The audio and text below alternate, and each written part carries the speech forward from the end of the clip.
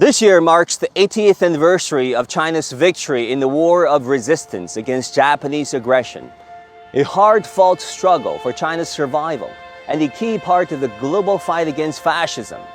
Yet, this chapter of history has quickly become a forgotten war in many parts of the Western world. And for that matter, China has been, to borrow then Oxford, now Harvard scholar Rana Mitter, this forgotten ally.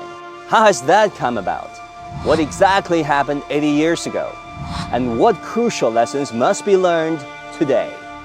There's a real Eurocentrism to Western, and I mean English language writing, mostly from the US and the UK, where it's very victor-centric, victory-centered, claiming a moral superiority because of what their great-grandfathers did. That is being used politically by everybody.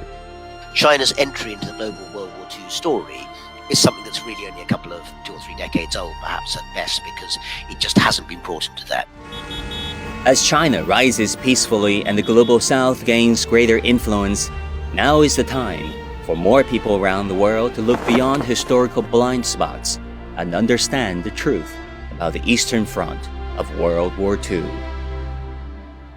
To begin with, China was widely documented to be the first nation to resist Japanese militarism and aggression. It fought the longest and suffered one of the heaviest losses and casualties. In September 1931, Japan launched the September 18th incident, an offensive on the Chinese people. With the Chinese people's fierce resistance, the global war against fascism began. That was, by the way, 8 years before the war in Europe and 10 years before the Pacific War.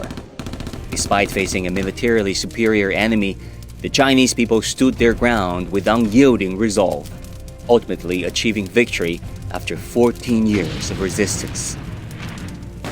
At the height of Japan's invasion and China's defense, over 4 million troops were committed from both sides. The battlefront stretched more than 1,800 kilometers, with fighting spreading across more than 10 Chinese provinces. The war zone spanned approximately 1.6 million square kilometers, affecting over 400 million Chinese people. More than 35 million Chinese soldiers and civilians were killed or wounded during the war. Based on 1937 estimates, China suffered over $100 billion in direct economic losses and more than $500 billion in indirect losses. Second, China's resistance played a pivotal role in shaping the course and outcome of World War II. In 1938, for example, Japan fielded 34 divisions, 32 of which were deployed to the Chinese front, accounting for 94% of its total forces. The Chinese theater eliminated more than 1.55 million Japanese troops, amounting to 70% of Japan's total wartime casualties. China's resistance also forced Japan to abandon its plan to invade Siberia, sparing the Soviet Union from the strain of a two-front war. At the same time, Japan's capacity to redeploy forces to the Pacific and the Burma-India theater was significantly constrained, indirectly bolstering British and American efforts in those regions. Meanwhile, China actively championed the formation of an international anti-fascist united front. In January 1942, amid the escalating global conflict, China, the United States, the United Kingdom, the Soviet Union, and 22 other countries signed the Declaration by United Nations, formally establishing the International Anti-Fascist Alliance. Throughout the war, China not only continued to engage Japanese forces on its own soil, but also supported operations by Allied powers. This shaped the overall direction of the war and laid a critical foundation for the final counteroffensive against Germany and Japan. The war and the Chinese people's struggle also left behind a legacy of profound moral strength. Countless ordinary people rose to resist the invasion armed with courage, conviction, and sacrifice, embodying the true meaning of justice. Among them were international friends who crossed borders, languages, and cultures to stand alongside China. Their actions reflected the profound spirit of transnational justice and humanitarian solidarity. The American volunteer group, famously known as the Flying Tigers, began operations in December 1941.